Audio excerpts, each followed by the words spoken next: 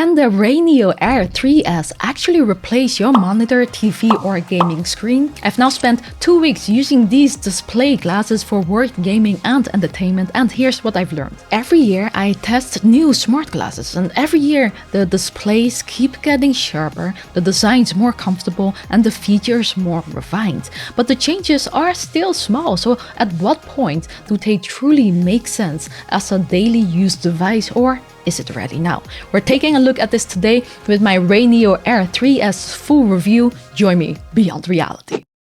Before diving in, here's a quick refresher. If you haven't watched my first impressions video yet, link is below. But these are video glasses, not AR glasses, so they don't project digital objects into the real world. Instead, they act like a wearable display, creating a 201-inch virtual screen that feels like it's floating in front of you. They connect via USB-C and work with over 1,000 devices that support USB-C display ports, including phones, tablets, laptops and gaming consoles. I tested them for gaming and movies in my first impressions, but now I've pushed them further to see if they're actually practical for daily use. At first glance, not much has changed from previous models. They still use bird bath optics, which makes them thicker than normal sunglasses, and they disguise that with this front panel, which gives you a sleek lower profile look when you wear them. The frame color is slightly lighter now, and there's a subtle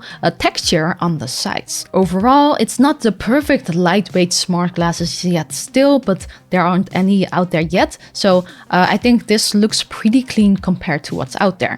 I mean, it tells me something when I don't get any weird looks while I wear them outside. On the left arm, you've got your volume controls and a menu button that lets you adjust to whisper mode. I'll explain that later. Refresh rate, that allows you to switch between 60 and 120 Hz. You can switch between display modes, standard, game, movie and eye protection. On the right arm you've got brightness controls and built-in speakers for surround sound. If you press the first buttons on the left and right temples at the same time, you can activate 3D mode. 3D works instantly if your video is full side-by-side format. And to actually use the glasses, just plug in the USB-C cable that's provided on the right arm and connect it to your device. That's it, no extra setup, just plug and play. Now let's see how they actually hold up in real-world use. When it comes to display glasses, the screen is most important. RayNeo is using something called a Hue View screen, and while I'm not entirely sure what that actually means, I assume it's just their branding for the display tech inside. What I do know is that the specs sound solid. 0.6-inch micro OLED panels, 9020x1080 resolution in 2D, 3840x1080 in 3D, and the PPD, short for pixels per degree, is 49, which should mean sharper visuals with minimal screen door effect. So I tested these both indoors and outdoors, and you can adjust the brightness across 10 levels using the buttons on the glasses. So whether you're in a dark room or out in daylight, you can fine-tune it to a comfortable level without straining your eyes. The front panel helps darken the screen just enough to keep things visible, but in direct sunlight it's still not quite bright enough. I could see the display reasonably well, but I wouldn't say it's easier to read than my MacBook screen outside, kind of depending on the glare. It feels like the front panel just doesn't block out enough light in really bright conditions, but that said, it's definitely bright enough in the shadows. But some other smart glasses offer more ways to deal with sunlight. Some include clip-on covers to darken the view, and X-Real's more expensive models even let you adjust the tint electronically with a button. That makes the image feel a bit clearer outdoors compared to RayNeo's approach, which doesn't fully darken the lenses. Whether that matters really depends on how often you plan to use them outside and also your budget, because these are more affordable. Specs and brightness aside, a display is only as good as the actual experience, so how does it feel using these for gaming, movies and work? To test, I've spent a lot of time gaming, my favorite thing to do, with the RayNeo Air 3S, and I can say that these actually held up really well for long sessions. First off, I like the colors. They look rich and well balanced without looking overly saturated. Contrast levels and black levels are great thanks to the OLED tech, and the image has good depth, making movies and games look pretty impressive. Input lag is something I always check. With the 120Hz refresh rate, the default is 60Hz, everything looks very smooth and I didn't experience any noticeable delay. I definitely prefer the 120Hz, so having that option is great. Now, I've been playing a lot on my ROG Ally X, but on the Switch I also used it with RayNeo's Joy Dock accessory.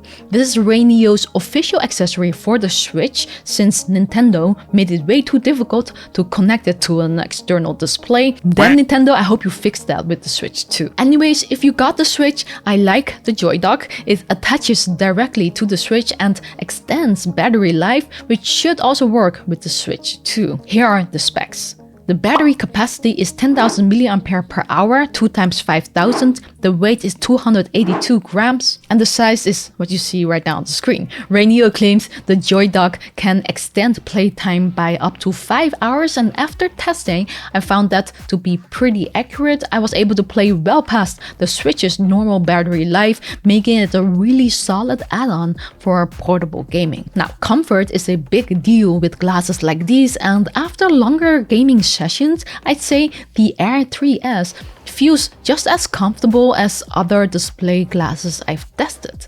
At 78 grams, they're light enough that I didn't feel any major strain. The only minor annoyance is the cable. It can get in the way a bit, but right now there aren't any affordable display glasses that are fully wireless, so that's something we just have to be patient for. That said, no current display glasses are perfect for marathon sessions.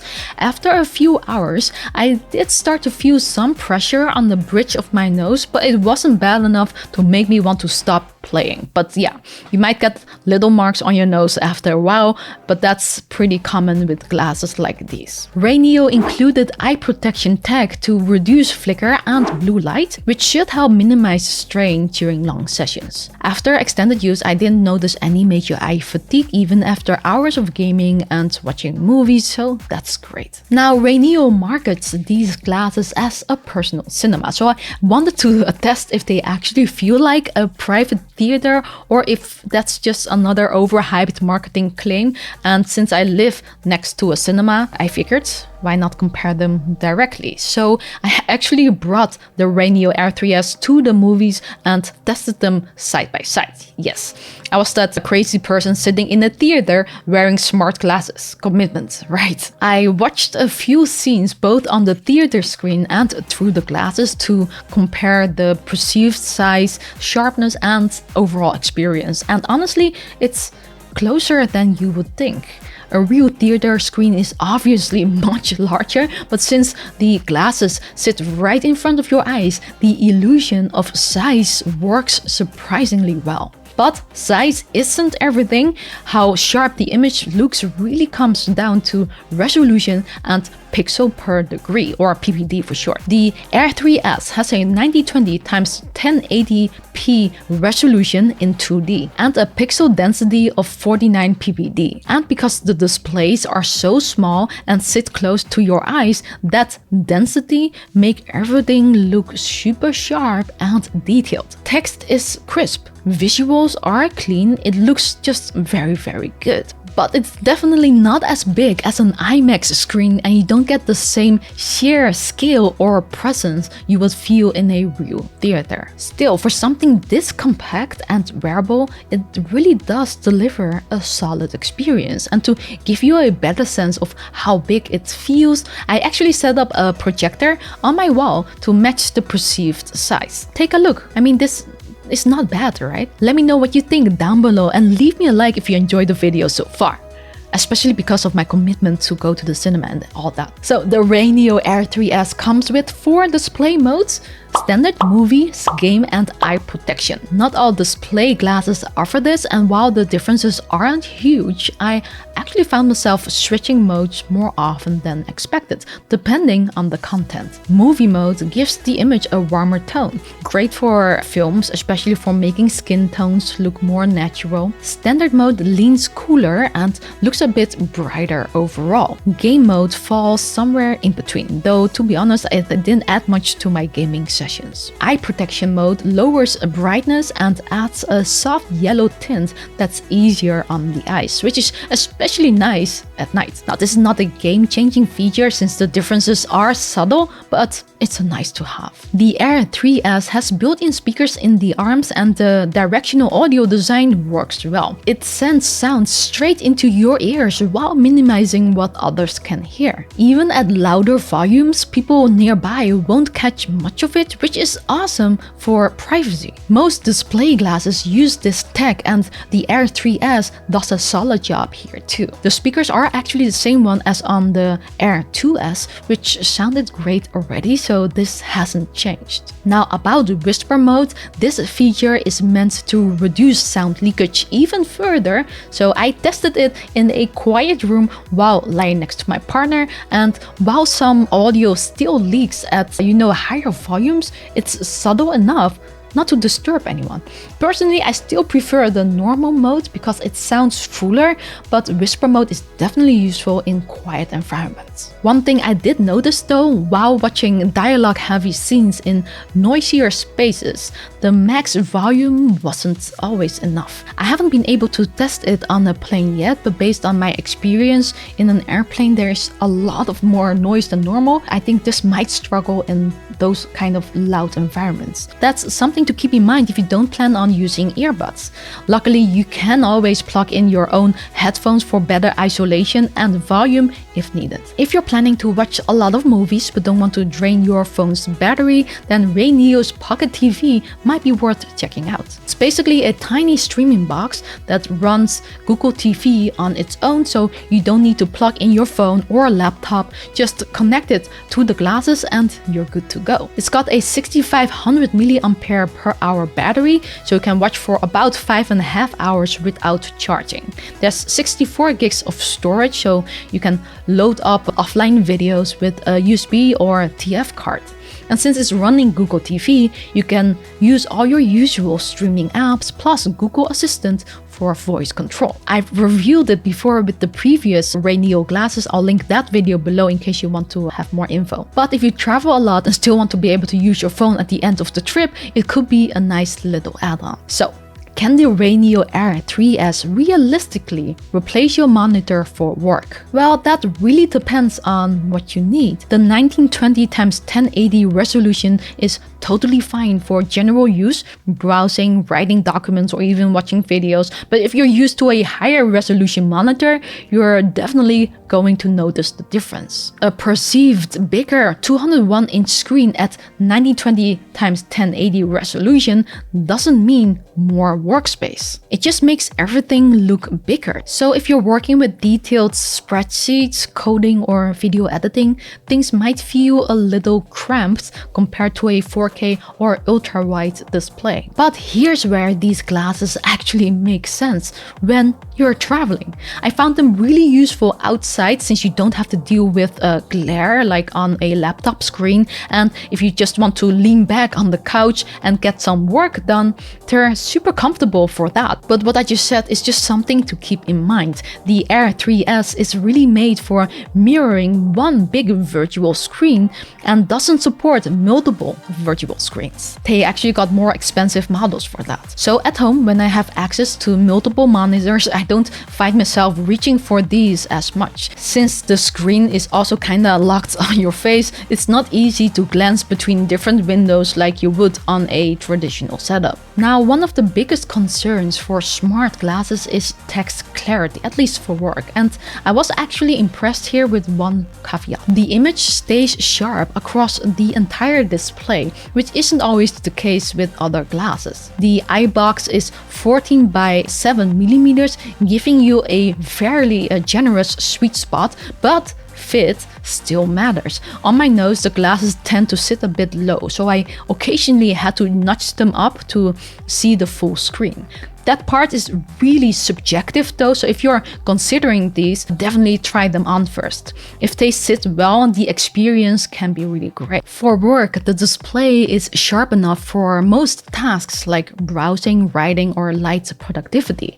Unlike some pricier options, the Air 3S doesn't have software to reposition the screen or stabilize it. So if you're reading smaller text like dense spreadsheets or tiny fonts, then lack of image stabilization becomes noticeable. Since the glasses mirror exactly what your head does, so even small movements can make the display jitter slightly, which makes smaller text harder to read. Zoomed in though, like reading an ebook or using the Notes app, it is totally doable, so keep that in mind. Now about the 47-degree field of view. For display glasses, this is pretty standard. Since these are just mirroring a screen and not trying to do augmented reality with digital overlays, field of view isn't as critical here. What actually matters is how big the screen feels, and for a single mirrored display, it works well. So for work, useful when traveling, solid for casual use, but not a full monitor setup replacement, at least not yet. Now, if you wear prescription glasses, RayNeo has a snap-on lens adapter for nearsighted users. You have to get custom lenses made, but at least they're offering an option. Some brands integrate adjustable diopters directly into the glasses like Rokit does, which would be more convenient, but this is still better than nothing. So who are the RayNeo Air 3S glasses really for? I think console gamers will get a lot out of these. The high refresh rate and display quality make them great for handheld setups, especially when you don't want to stare at a tiny screen. Movie lovers will appreciate the big screen feel, especially with the solid built-in audio. I mean, it's not going to replace a cinema, but for something this compact that you can lie back with, it's impressive. Travelers are probably the ones who will benefit the most from these, whether you're on a plane, a train, or just chilling on the couch. Having a big private screen without having to drag a monitor around, super practical. It's honestly become one of my must-pack items. But of course, these are not for everyone. If you're looking for full AR features like hand tracking, spatial apps, or floating multiple screens, this is not that. You need to look at more advanced and more expensive glasses. I mean, you can use the glasses to watch 3D videos, spatial videos that you take with your VR headset, like with the Apple Vision Pro, which works really well, but that's not the same thing as a spatial device. And it's also not for someone who rely on high-res setups for work, like 4K monitors or multi-screen productivity, because the 1080p resolution here might feel a bit limiting. But are they worth it? For the price, I think RayNeo nailed the essentials. You are getting sharp visuals, decent comfort, and reliable performance. If all you need is a clean, portable way to watch content or game on a bigger screen, this is one of the best affordable options right now. One thing to keep in mind, fit really matters with glasses like these.